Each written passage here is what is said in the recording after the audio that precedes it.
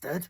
The Video Shed, the Video Shed, the Video Shed, the Video Shed, the Video Shed, the Video Shed, Shed!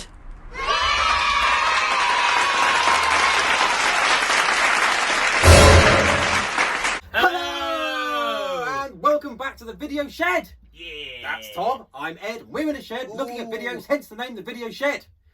Welcome back, everybody. Can I just say, just before we start, please like and subscribe so you can see all the things we're going to do in the future, all the fantastic films we're going to be talking about. I'm so excited just thinking about it. Oh, God. Okay, the film that we're going to be talking about and reviewing today is one of my all-time favourite films, Drop Dead Fred. Okay, it was... No, honestly, I've been looking forward to Well, this I didn't know you liked Rick Mail. Oh, I know, I love Rick Mail. He is, Rick Mail is, well, okay, let's just start from the beginning. Let's do Drop Dead Fred, and then we'll go on to how Rick Mail is your all-time idol and hero. Exactly. You're born, and then all of a sudden you're watching The Young Ones, then all of a sudden you're watching Filthy Witch and Cat Flap, and then And then better yet, you're watching Bottom. and then you're watching Bottom. So, yeah, anyone of my age, we grew up with Rick Mail. We were that lucky, and all the years the universe and the world has been around. You could have lived at any time, and you happen to live in your formative years when Rick Mail was on TV in his pants going, "That's a smashing blouse you've got on." Okay, so what's the movie about? I hear you say, if you haven't already watched it. How come you haven't watched it? The movie stars Phoebe Cates, and she plays Elizabeth, who is this woman who's down on her luck, struggling to get on with life. She's got a cheating boyfriend and a very overprotective, controlling mother.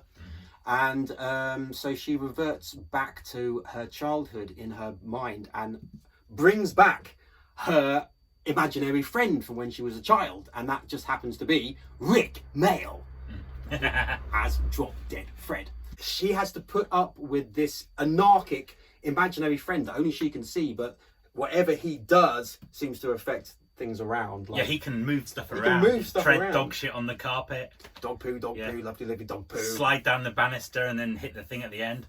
Oh, who put that there?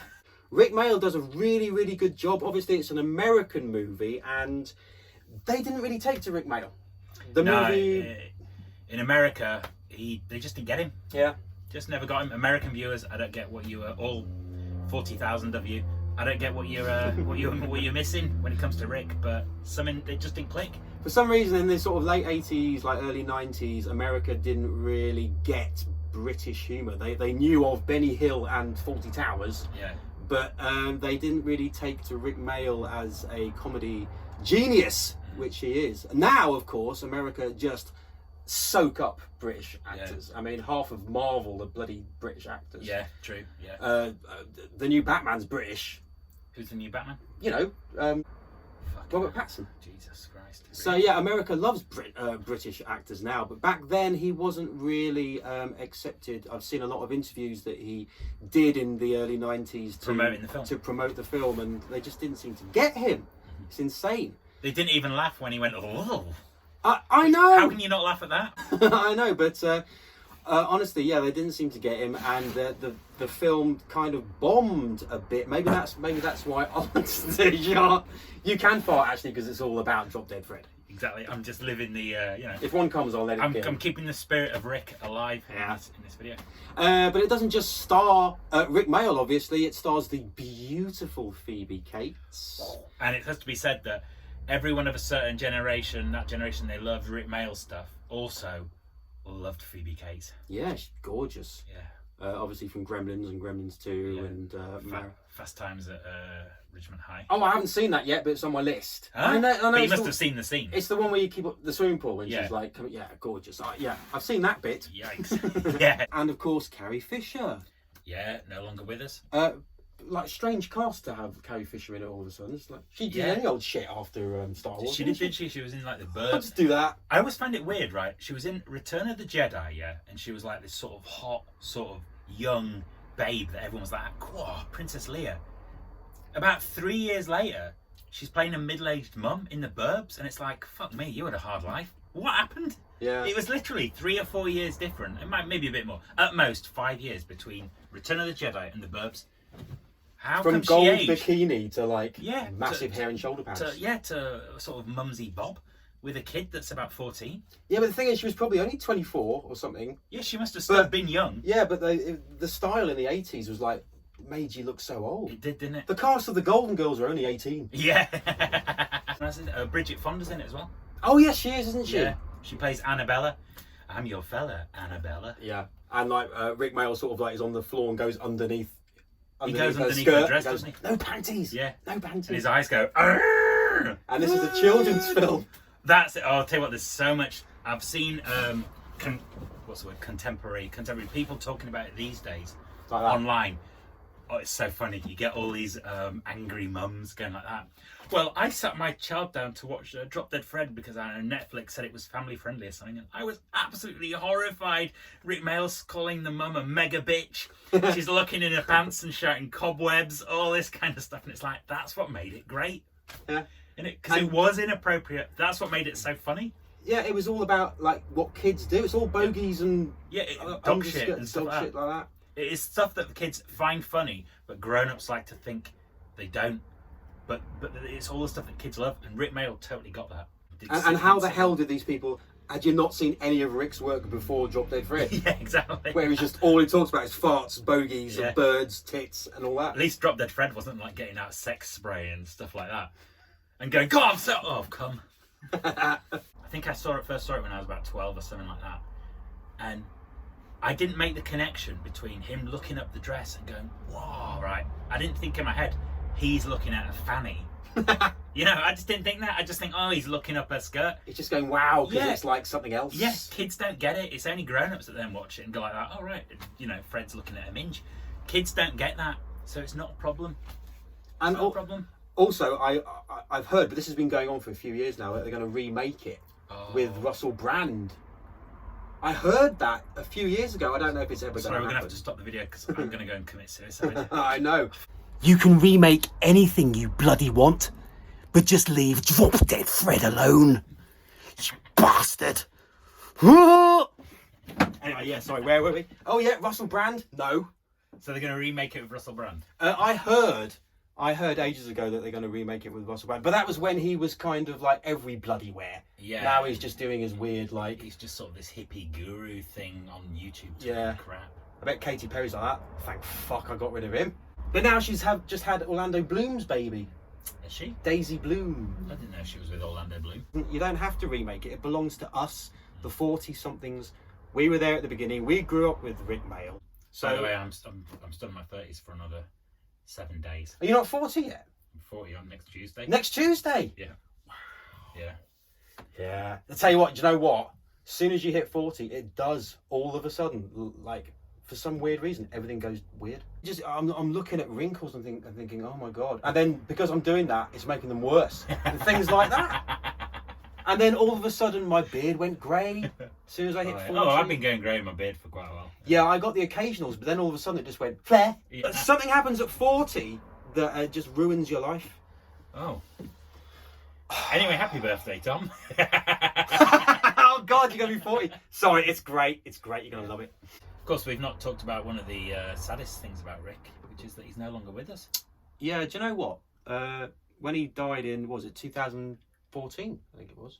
Yeah, it was quite a while ago now. It was a long time ago. I remember where I was and what I was doing, and Yeah, then I I saw did. it on Facebook. Yeah. I was like, nah, this is just another one of them hoax. Like, yeah, when they say someone's dead, and then the celebrity comes out and goes, by the way, I'm not dead, like Paul McCartney. Yeah, and Colton Banks from Fresh Prince of Bel-Air. There was a thing about him dead. They said he was And he's dead. like that. Hi, I'm still alive. Yeah. But I genuinely cried. I was like crying It was horrible, wasn't it? outside of the coffee shop. Yeah. Yeah. It just came out of nowhere. Yeah. So unexpected. And it was, to me, it was all the more. I mean, obviously, it was tragic anyway because it was Rick, but it was all the more tragic because he'd had that horrible accident when they thought he might die. Yeah. And he'd come through it. Yeah. And he lived and survived and got better. Mostly, I always felt like he looked a little bit weird after it, but He did go odd. he did, didn't he? Yeah. His eyes went a little bit spaced out. Yeah. But He he went was, a bit Marty Feldman. yeah, but he was still funny and he was still brilliant and he was still doing good comedy. Yeah. And he still just seemed so like full of life and stuff. What was he, 56? Yeah, he 56, wasn't. 57. Yeah, he wasn't old. I mean, he looked older than he was Yeah. because of the accident. because it gave him. Yeah, he had an accident, a quad bike accident in '98, I think it was. Yeah. Which killed him. He was like dead, clinically dead in hospital. But they revived him, managed to drain the blood out of his head, but it left him with, that thing that Stuart had. What did he have? Epilepsy. So he had to take medication for it and not drink. Yeah. But I knew he couldn't drink ever again. He couldn't drink ever again. But I don't think he. I don't know this for a fact, but I heard that he wasn't taking his pills and he was partying because he said he was rock and roll and a rebel. Really? So I think it brought on. Because he had a heart attack, didn't he? Yeah, and he was a constant chain smoker. So I think it kind of brought on a heart attack. But he was just constantly firing on all cylinders. Yeah.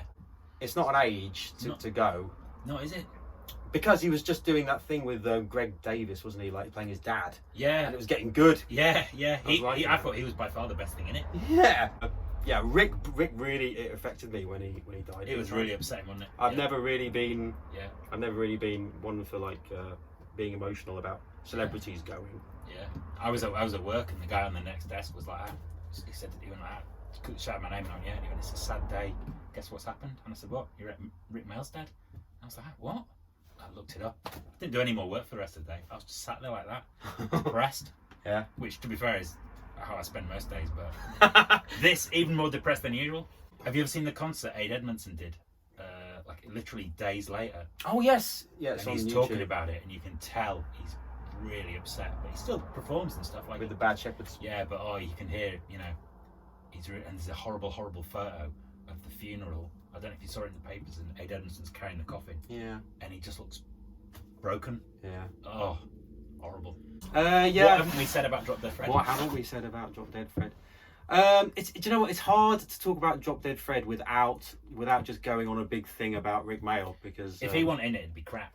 Yeah, well, we wouldn't even be talking about it. It wouldn't even be a big thing. Yeah. I mean, directions, there's nothing like in terms of like direction and story or anything out that's particularly amazing. Oh, really? But Rick Mail's just so good in it. Gets a bit surreal at the end, doesn't it? It goes a bit Tim Burton. Yes, it does, with the stairs and all the trees. He tries running up them. And then smashes his face in. And the boyfriend turns up in the car, and doesn't she pull the nozzle off the front and it goes...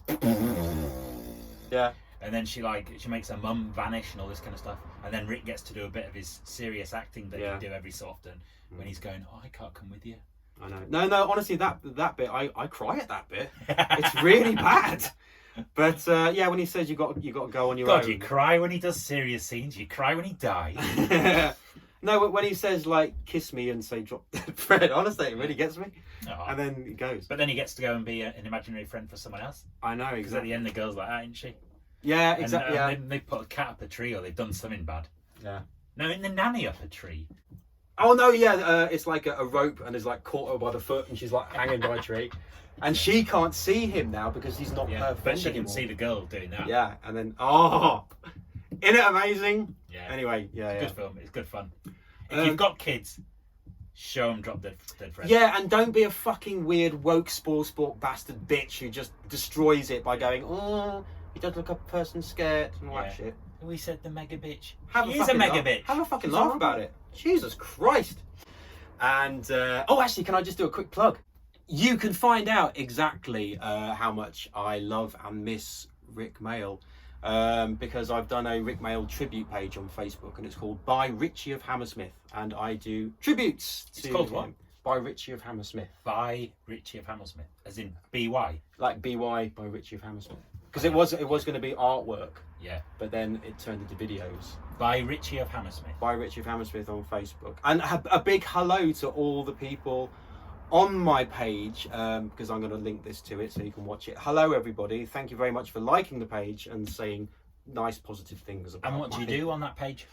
Impressions of Richie and Eddie from Bottom. You can do impressions of Rick Mail. Why didn't you do some in this video? Once I get rid of the beard. Yeah, I'll tell you what, I'll play, what's his name, the next Don Abraham, one of them. Oh, Mr. Rottweiler. I'll shave my head, yeah. Those two bastards! Come on, let's do it some more! I didn't Rick Mail in the bed. Yeah, and for some reason they never see him. Yeah, and he comes up like that. Still yeah, he's pushing things. And he's just like that. Yeah, big up, big respect, and Drop Dead Fred. I think you should end with a Rick impression.